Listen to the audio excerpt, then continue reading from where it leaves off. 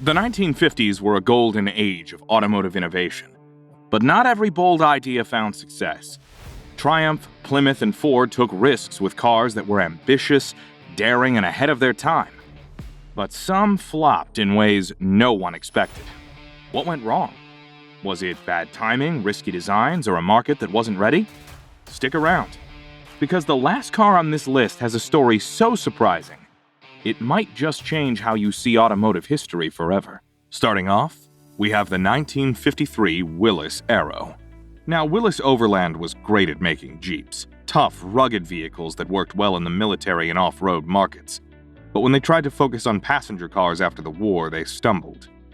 In the 1950s, Americans wanted big, powerful cars, and the Aero didn't fit that vibe. The big three, General Motors, Ford, and Chrysler, were already dominating with vehicles that matched these tastes, leaving little room for a compact car like the Aero. Then there was the pricing. The Aero cost around $2,200 in 1952 to 1953. Compare that to the Chevrolet Bel Air, which was about $1,780, a much better deal for most families at the time.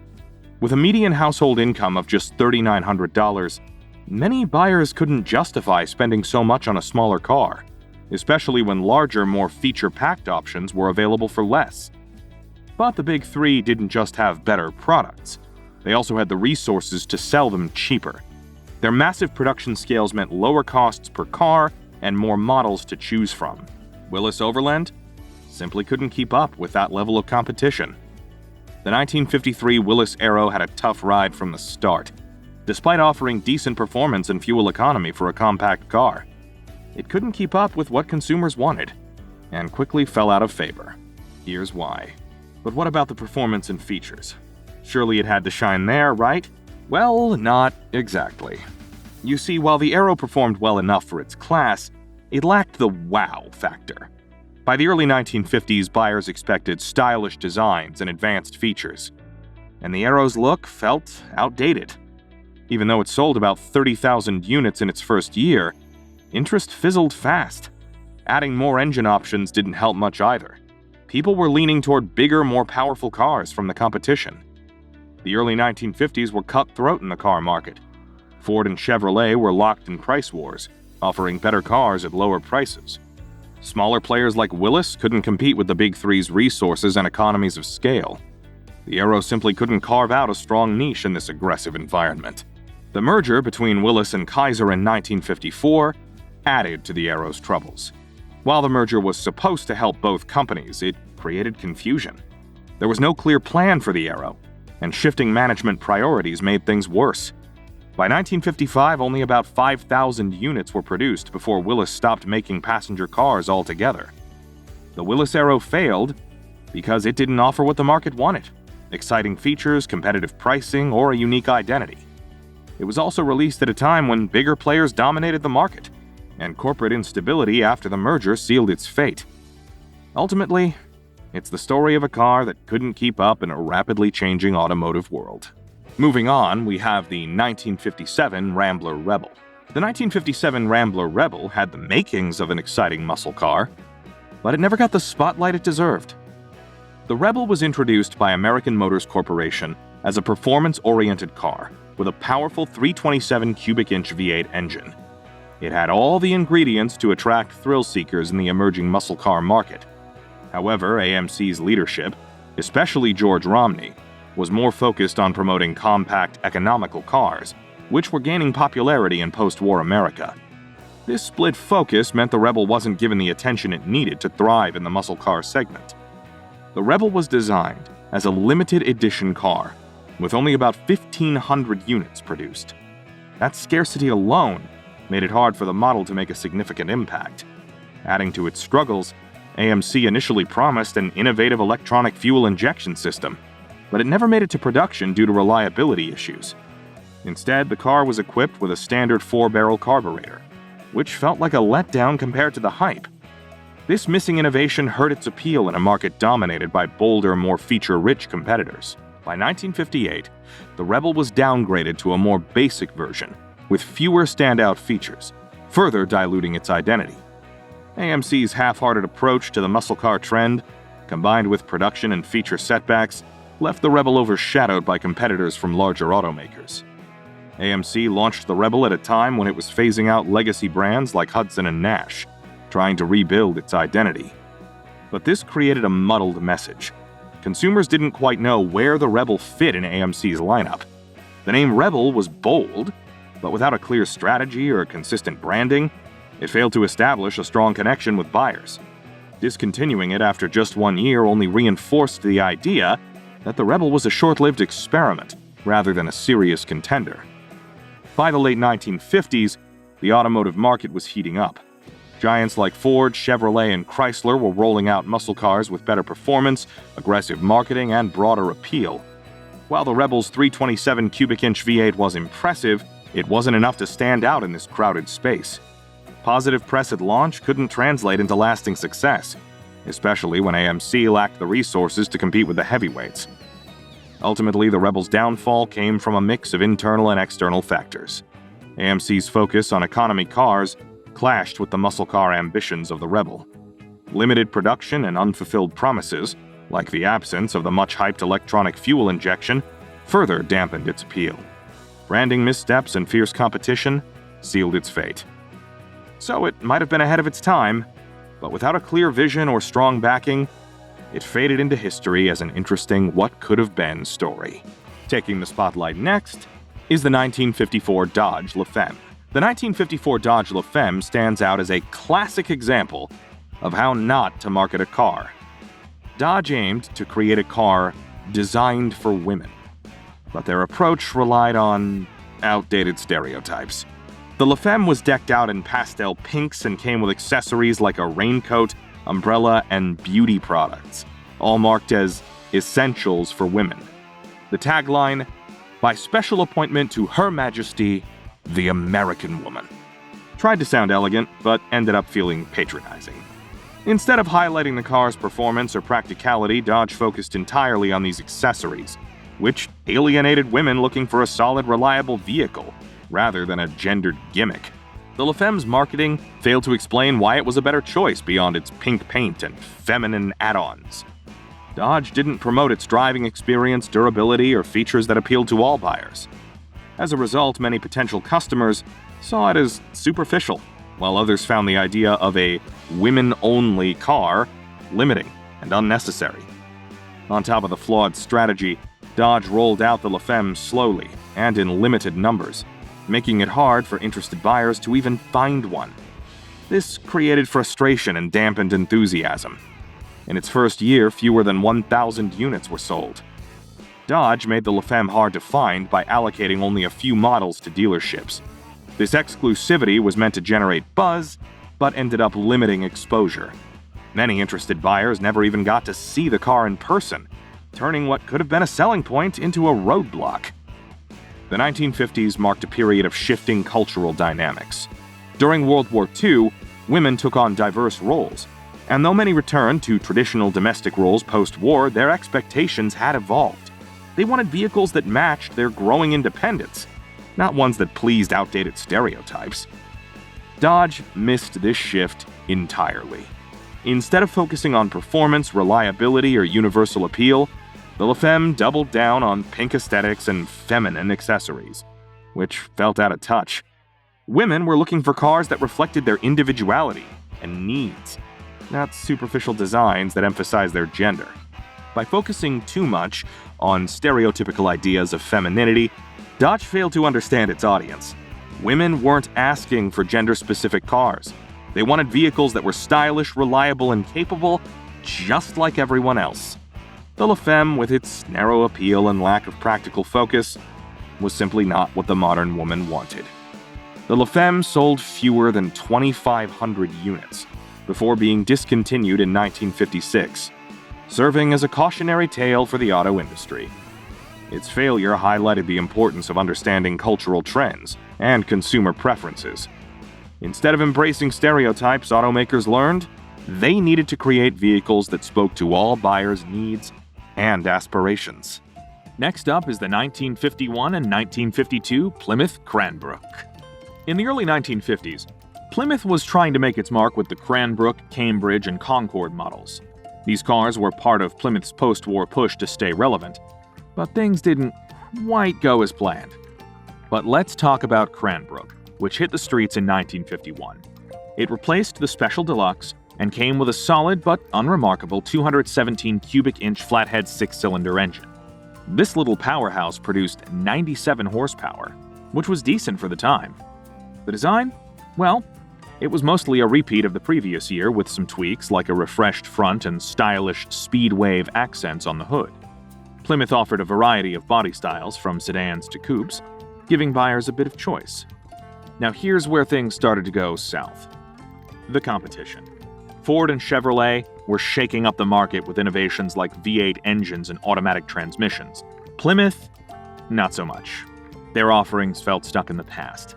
And by 1952, the cars were essentially carbon copies of the 1951 models. Why?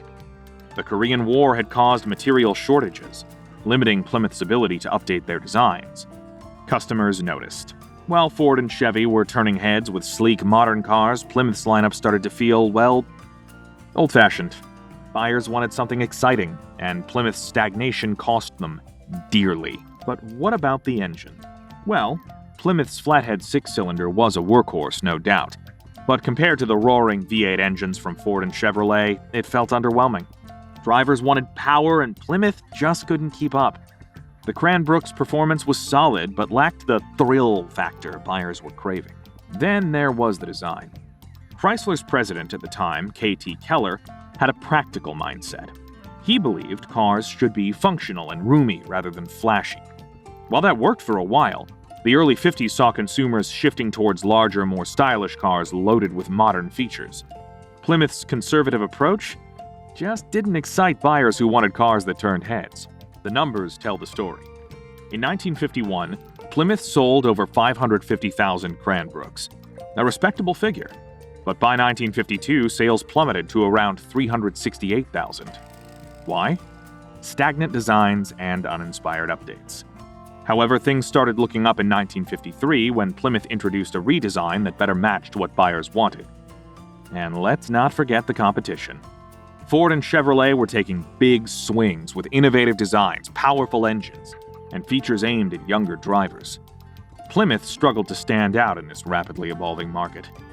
They missed the mark in capturing the excitement and innovation of their time. It's a story of what could have been in automotive history. Don't you think they deserved another shot with better features?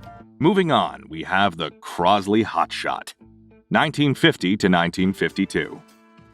The Crosley Hotshot was a small, affordable roadster made between 1950 and 1952, aiming to bring a sports car to the masses in post-war America. However, despite its lightweight design and some innovative features, the Hotshot didn't quite make the mark. Now, the Hotshot had a unique and compact design. It was powered by a 44 cubic inch 0.7-liter four-cylinder engine that produced just 26.5 horsepower. This was pretty underwhelming compared to other sports cars on the market, which often had more powerful engines. The car's light weight, just over 1,000 pounds, helped with fuel efficiency, but it didn't make up for the lack of power on the road. The car also came with a 3-speed manual transmission and a simple, clean interior. One notable feature was its disc brakes on all 4 wheels, which were ahead of its time for a car of its class. But in the end, these features couldn't overcome the car's performance struggles. But what were the reasons for its failure? The underpowered engine was the main issue. With just that much horsepower, the Hotshot couldn't keep up with more powerful competitors in the sports car market. For many, sports cars are about the thrill of driving, and the Hotshot didn't deliver that. On top of that, there were quality control issues during production, leading to mechanical failures and poor reliability. Many owners reported problems with the car, which didn't help its reputation. When the Crosley Hotshot was introduced, the automotive landscape in America was rapidly changing. Consumers were beginning to prefer larger cars that offered more comfort and power, especially with the post-war boom. The Hotshot's small size and modest capabilities didn't quite match these shifting preferences, making it hard for Crosley to attract the attention of mainstream buyers who were looking for more substantial vehicles. The competition was fierce, too. The Hotshot entered a market dominated by established brands like Chevrolet and Ford, who offered sports cars that were not only more powerful, but also came with the backing of strong brand recognition and better marketing. These factors made it even harder for the Hotshot to stand out, despite its unique design and lower price point. On top of that, limited production numbers limited the Hotshot's visibility. Crosley wasn't a major player in the industry, and with ongoing financial struggles, the company couldn't afford to heavily market the Hotshot. This lack of exposure meant fewer potential buyers even knew about the car, and those who did were often drawn to more reliable, better-performing alternatives. Next up, we have the 1954 Kaiser Darrin. The 1954 Kaiser Darrin is a striking example of how beauty and innovation aren't always enough to guarantee success. While it dazzled with its design and forward-thinking features, a series of challenges led to its downfall and marked the end of the Kaiser brand. Kaiser Motors, founded by industrialist Henry J. Kaiser, was already fighting an uphill battle by the early 1950s. Dominated by giants like General Motors and Ford, the market left little room for smaller players. Amid this uncertainty, Howard Dutch Darrin proposed an ambitious sports car concept based on the compact Henry J. chassis. Initially met with skepticism, the product gained traction thanks to Darrin's persistence and the influence of Kaiser's wife. The Darrin debuted at the 1953 New York Auto Show and wowed audiences with its fiberglass body, innovative sliding doors, and elegant European-inspired styling. Its promise was undeniable, but production issues and market dynamics soon turned enthusiasm into frustration. The Darrin's fiberglass body was outsourced to Glasspar, causing significant production delays. By the time the car hit showrooms in 1954, it was up against stiff competition from the Chevrolet Corvette, which had already established itself as America's sports car. Buyers were drawn to the Corvette's more powerful engine and Chevrolet's trusted reputation, leaving the Darrin struggling to make its mark. Beyond timing and competition, the Darrin faced another issue: its price. Positioned as a premium car, it alienated many potential buyers seeking value for money. With Kaiser Motors' financial troubles increasing, the Darrin had little room to succeed. Marketed as a sports car, the Darrin packed a modest 3.7-liter inline-six engine delivering just 90 horsepower. While stylish, it lacked the performance expected of a true sports car, feeling more like a cruiser than a competitor in its segment. Critics pointed out this disconnect, especially as other cars in the class offered better speed and handling. Compounding the issue was its steep price, $3,668, placing it well above many rivals. For cost-conscious buyers, the Darrin's limited performance didn't justify the high cost. The Darrin's unique design included sliding doors, which drew attention but had practical flaws. Narrow openings made getting in and out difficult, and the doors frequently jammed on early models. Its folding roof, while innovative, leaked during rain, frustrating owners who expected more from such a premium-priced car. Only 435 units were produced before the Darrin's production ended in August 1954. Its failure was a significant blow to Kaiser Motors, which ceased U.S. production by 1955. While the Kaiser Darrin failed commercially, it remains celebrated for its daring design and spirit of innovation. It's a lesson in the risks of mismatched market strategies and the importance of aligning bold ideas with practical execution. Now let's shift our focus to the 1959 Edsel Ranger. The 1959 Edsel Ranger is often remembered as one of the biggest flops in car history. The Edsel's biggest problem was that it launched during a recession that began in late 1957. With consumer spending dropping, people weren't eager to buy expensive cars. The Edsel was marketed as a premium vehicle, but during tough economic times, that just didn't work. Buyers were more interested in affordable options, and Ford's high expectations quickly crashed when sales dropped by over 70% in the first year.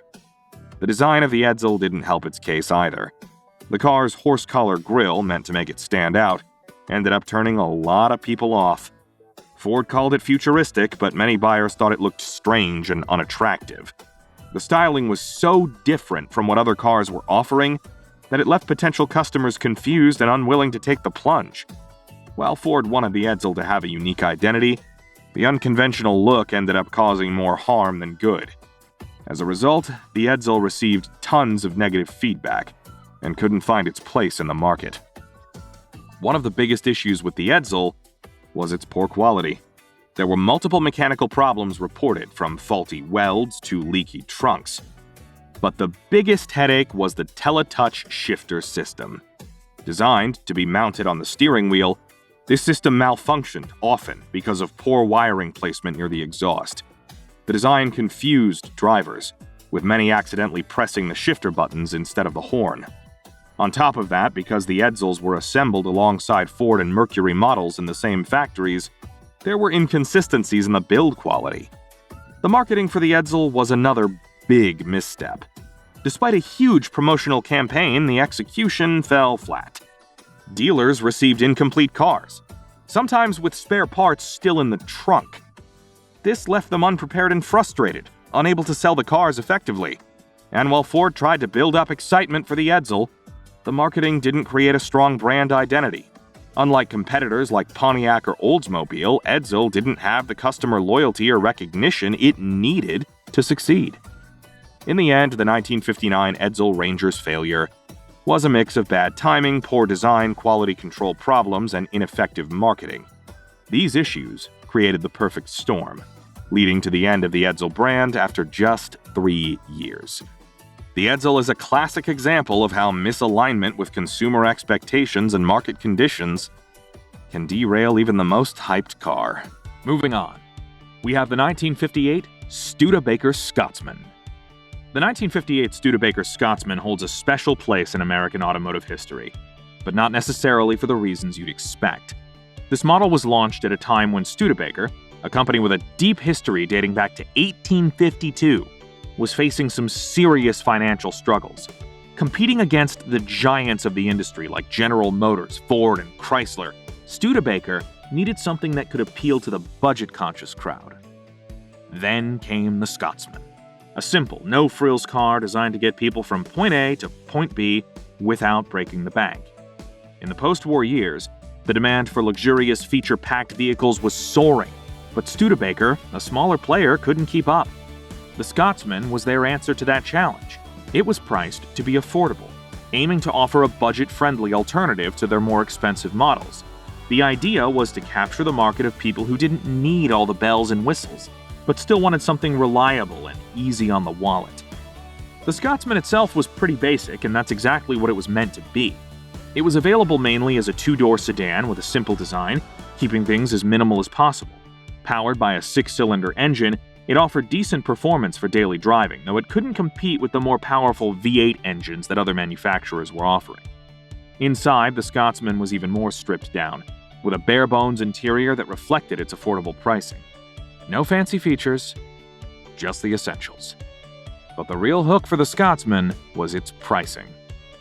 It was cheaper than most of its competitors, making it a solid option for anyone looking for a no-nonsense car. But of course, this came at a cost.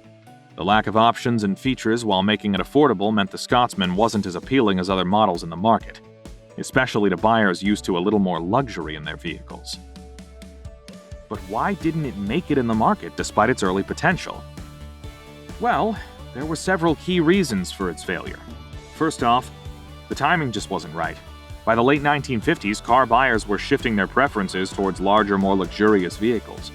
People wanted comfort, style, and features that made their driving experience feel special, not just a basic no-frills ride.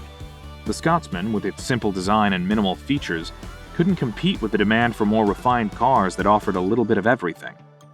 On top of that, the economic climate in America wasn't exactly in the Scotsman's favor. The country was going through a recession, which made consumers more cautious with their spending. Studebaker, being a smaller company, struggled to keep up with the larger, more resource-rich competitors like GM, Ford, and Chrysler. Without the financial muscle to weather the storm, it was tough for Studebaker to make a real impact.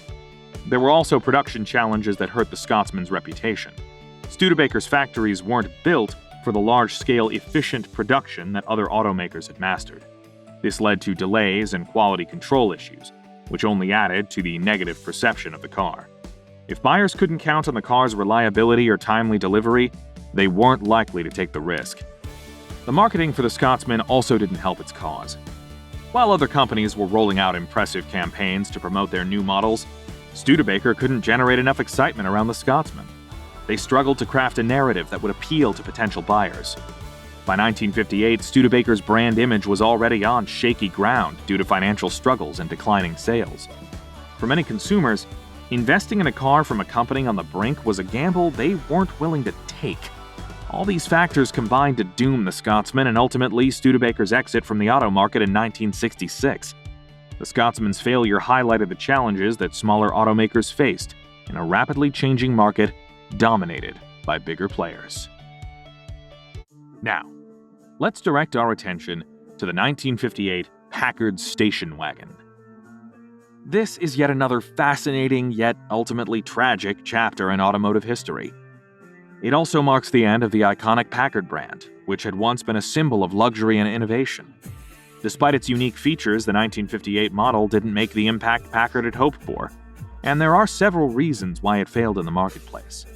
By 1958, the Packard lineup had expanded to include a 4-door sedan, a 2-door hardtop, a 4-door station wagon, and the Packard Hawk.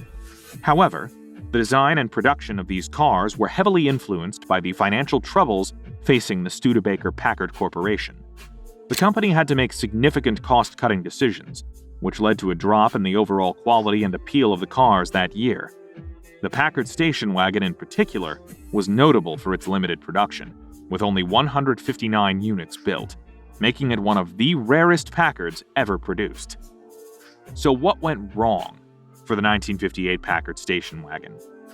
Well, when it came to design, the 1958 Packard tried to keep up with the latest automotive trends. It featured a bold fish-mouth grille and distinctive canted tailfins, both of which were attempts to align with the era's styling. But these design elements didn't quite come together as hoped. Critics felt the look was disjointed and poorly integrated. Instead of a refined aesthetic, the car seemed cobbled together, leading to negative comparisons with the offerings of competitors, who were getting the design right. To make matters worse, Packard reused components from earlier models, such as the taillights, which made the car feel outdated compared to newer, more modern designs from other brands. The car also had the unfortunate task of entering a fiercely competitive automotive market. By this time, many car manufacturers were rolling out innovative designs and modern features that captivated consumers. The Packard, priced at $3,384, found itself in direct competition with trusted brands like Chevrolet and Ford, which offered vehicles with greater reliability and a more established reputation. In this environment, Packard's outdated design and lack of innovation didn't make it the go-to choice for buyers. Consumers were increasingly gravitating toward brands that offered modernity and innovation, qualities that Packard couldn't quite deliver. The financial struggles of Studebaker Packard Corporation also played a significant role in the car's failure. The company was already in serious financial trouble by this point. With limited investment in new technologies or designs, the 1958 Packard models, despite offering some minor improvements over earlier versions, couldn't compete with the progress made by larger manufacturers. The company's inability to keep up with these changes ultimately led to its decision to stop producing Packard vehicles entirely by 1962. The combination of poor design execution, limited production, fierce market competition, and apparent company and financial trouble doomed it from the start. While it's now a rare collector's item due to its limited production, the Packard Clipper Country Sedan serves as a reminder of how quickly fortunes can change in the automotive industry. The final Packard rolled off the assembly line on July 25, 1958, marking the end of a brand that had once been a symbol of luxury and innovation. It's a sad but fascinating chapter in the story of American automotive history. Moving on to our next contender, we have the 1957 Mercury. The 1957 Mercury lineup, particularly the Turnpike Cruiser and Montclair, stands as an ambitious moment in car history. These models were all about luxury and innovation, packing some impressive features for their time. The Turnpike Cruiser, for instance, was a full-size luxury car powered by a 368 cubic inch V8 engine that pushed out 290 horsepower. It was also equipped with standout features like the retractable rear window, named the Breezeway, and push-button transmission controls, making it feel like the future of driving. The Montclair, a slightly more affordable option, had similar performance specs but was marketed as a mid-range luxury car. But despite these cutting-edge features, the 1957 Mercury models didn't last long on the market. They were only around for 2 years before being discontinued. So what went wrong? Well, there were a couple of key reasons why these ambitious cars failed to leave a lasting impression. First, there was the fierce competition in the automotive market. The late 1950s were a golden age for car manufacturing, with companies constantly upping the level. Mercury found itself fighting for attention against domestic powerhouses like Chevrolet and Ford, as well as luxury brands like Cadillac. Meanwhile, competitors were introducing new models with even better performance and more modern designs, leaving Mercury struggling to keep up. Secondly, the economic climate wasn't in Mercury's favor. The late 50s saw some shifts in consumer spending and fuel prices were on the rise. People began leaning towards smaller, more fuel-efficient cars, especially as gas prices climbed. The large size and poor fuel efficiency of the Mercury models made them less appealing in this new market. Along with fierce competition and economic shifts, a few additional factors really held these cars back from achieving lasting success. Quality control issues plagued the production of the 1957 Mercury lineup. Owners reported mechanical problems, particularly with the engines and transmissions, which quickly became a reputation headache for the brand. The reliability of these vehicles came into question, leading to customer dissatisfaction and a sharp drop in sales. Then there were the design choices. While the Mercury's extravagant look with its large tail fins and bold chrome accents was certainly a head-turner, not everyone was a fan. As the 1950s came to a close, consumer tastes began to shift toward more conservative, understated designs. The flashy, futuristic styling of the Mercury, once cutting edge, began to feel out of place as the decade wore on, making it less appealing to a broader audience. Additionally, production numbers for the Turnpike Cruiser were relatively low, with only about 23,268 units made during its short 2-year production run. This limited availability didn't help Mercury build a strong presence in the market, especially when compared to the higher production volumes of more popular models from competitors like Chevrolet and Ford. So while the 1957 Mercury models were proof of innovative engineering and design, they were ultimately overshadowed by fierce competition and shifting consumer preferences. These factors contributed to their discontinuation after just 2 years, marking a significant moment in the industry as manufacturers began adjusting to a changing automotive landscape. It's a reminder of how even the most innovative ideas can be outpaced by the fast-evolving market and consumer tastes. Next, let's take a look at the 1950 Kaiser Traveler. Kaiser Frazer entered the scene after World War II, aiming to challenge automotive giants like Ford and General Motors. Sounds ambitious, right? But by 1949, the company found itself $39 million in the hole due to overproduction. They made more cars than the market wanted, leaving lots full of unsold vehicles. Meanwhile, their competitors were rolling out new designs that captured the public's attention, making Kaiser Frazer's cars look outdated. Now let's talk about the Kaiser Traveler, one of their most talked about models. On paper, it sounded fantastic. An innovative hatchback design that combined practicality with a bit of flair. But here's the problem. It wasn't built to perfection. The hatchback had serious sealing issues. Imagine buying a car and constantly battling these annoyances. It's no wonder customers and mechanics were fed up. What was supposed to be a selling point turned into a major drawback. At its core, Kaiser Frazer's struggles boiled down to poor planning and execution. They aimed high, but didn't adapt quickly enough to changing consumer preferences or fix critical design flaws. Despite their innovative spirit, these issues eroded trust and sales. Now, the Kaiser Traveler was marketed as a utility vehicle with a spacious cargo area, a forward-thinking idea for its time. It featured a fold-flat rear seat for added practicality, which sounded great.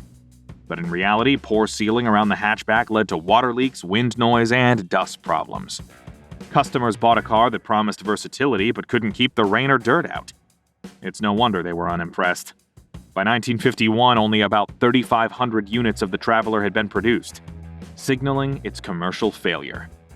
But it wasn't just the design that tripped up Kaiser Frazer. Internal conflicts made things worse. Joseph Frazer, whose experience was key to the company's early success, clashed with Henry Kaiser over production strategies. When Frazer left, the company lost a vital part of its leadership. Without him, the focus shifted entirely to Kaiser-branded vehicles, leaving the Frazer name to fade away. This lack of strategic clarity further hurt their ability to compete in a rapidly evolving market.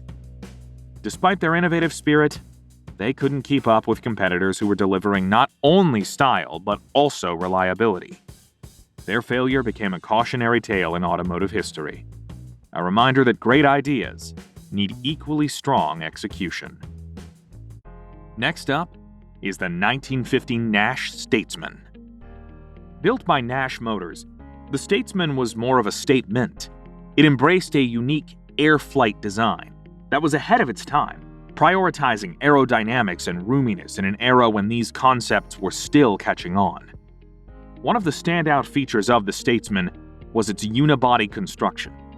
This design innovation made the car more rigid, safer, and gave it a lower floor height, which meant passengers got more comfort without the car looking bulky.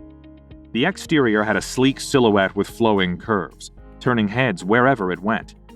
Inside, Nash brought some clever features, like front seats that could recline to form a sleeping area, a pretty big deal back then, and the weather eye heating system, which kept the cabin cozy.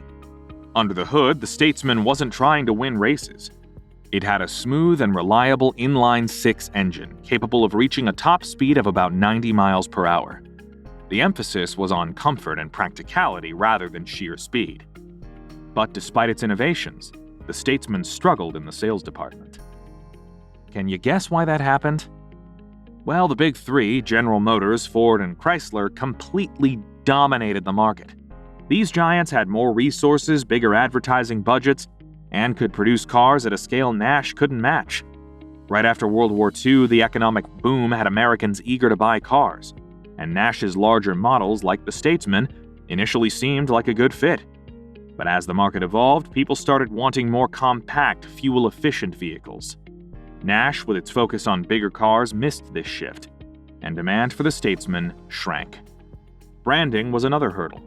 Nash worked hard to stand out with its distinctive design and unique features like reclining seats, but it didn't quite nail a strong identity. While some admired the Statesman's unconventional style, others thought it looked odd. This love-it-or-hate-it design left the car struggling to win over a broad audience. The Korean War didn't help either. Material shortages during this period slowed down production across the industry, and Nash, being a smaller player compared to the big three, felt the impact even more. This made it harder for the company to keep up with innovation and roll out updated models. On top of all this, Nash eventually decided to shift gears and focus on compact cars like the Rambler. This pivot made larger models like the Statesman less of a priority, leading to reduced production and its eventual discontinuation by 1956. Despite these setbacks, the Nash Statesman holds a special place in automotive history. It's a reminder of how bold ideas can shape future designs, even if they don't always hit the mark in their time.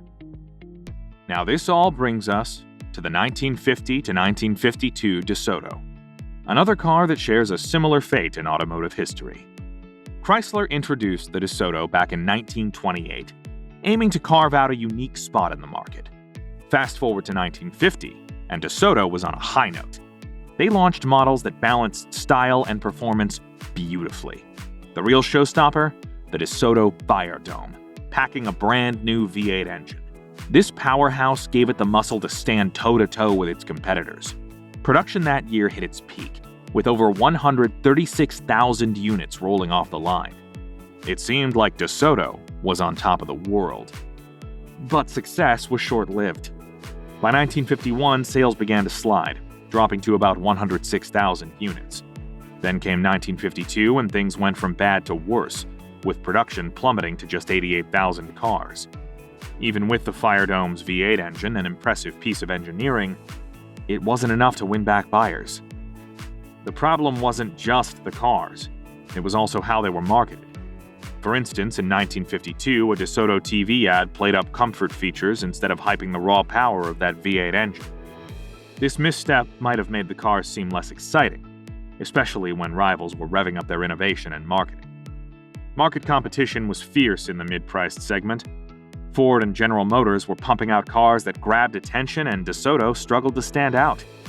Buyers had more choices than ever, and DeSoto didn't do enough to make itself irresistible. Then, there were economic challenges. By the late 1950s, an economic downturn hit hard. Consumers started tightening their belts, and mid-priced cars like DeSoto took the biggest hit.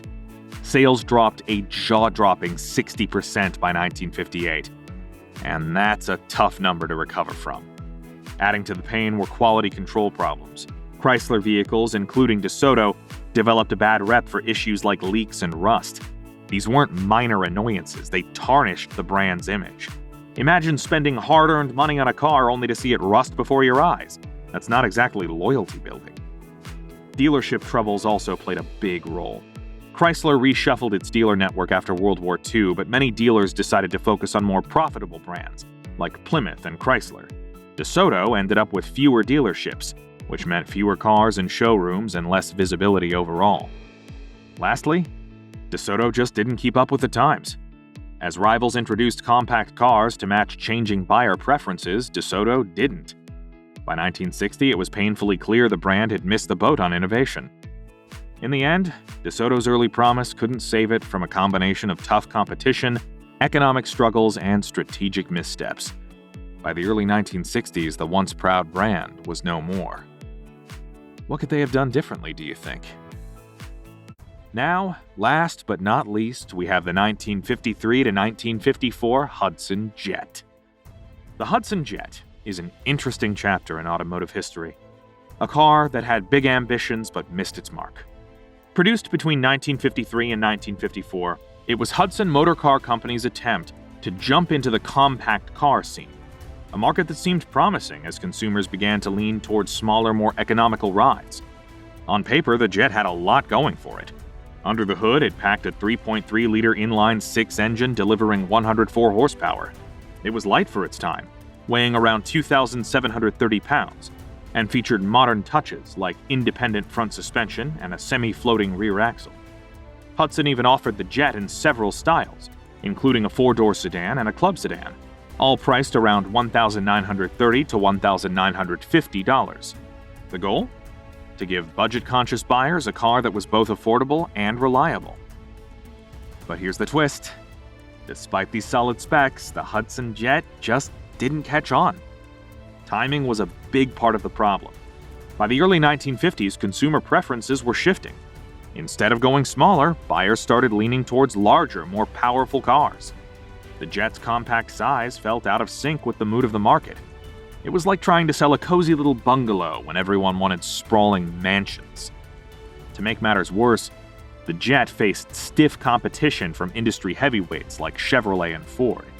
These brands had deep pockets, strong dealer networks, and more appealing designs, making it tough for the Jet to stand out. Next, let's talk about brand perception. By the early 1950s, Hudson was no longer the brand it once was. Although it had a reputation for innovation, it was beginning to feel outdated next to its slicker, more modern competitors. To make matters worse, Hudson was already dealing with financial struggles, and consumers began to lose confidence in the company's ability to deliver. Then there was the issue of limited production. Hudson managed to produce over 35,000 units of the Jet, but in the automotive world, that's not much. Those numbers didn't reflect a thriving demand, but rather lukewarm interest.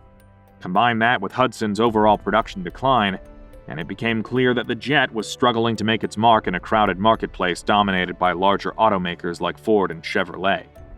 Finally, the merger with Nash Kelvinator Corporation in 1954 to form American Motors Corporation was the nail in the coffin. This corporate shakeup shifted priorities away from the Jet. Amid the transition, promoting or improving the model took a back seat, leaving it overshadowed and largely forgotten. In the end, the Hudson Jet had the bones of a great car. It was compact, innovative, and reasonably priced. But poor timing, an outdated brand image, limited production, and the chaos of a major merger all worked against it. It's a classic case of how even a decent product can't thrive without strong brand support and market alignment. If you could own one of these misunderstood cars, which one would it be, and why? And are there any other 1950s cars you think should be on this list? Share your thoughts in the comments below. If you enjoyed this dive into the automotive missteps of the 50s, don't forget to hit that like button and subscribe for more. And if you're craving more horsepower, click right here to watch our video on the most insane, powerful modern muscle cars in the world. You won't want to miss it.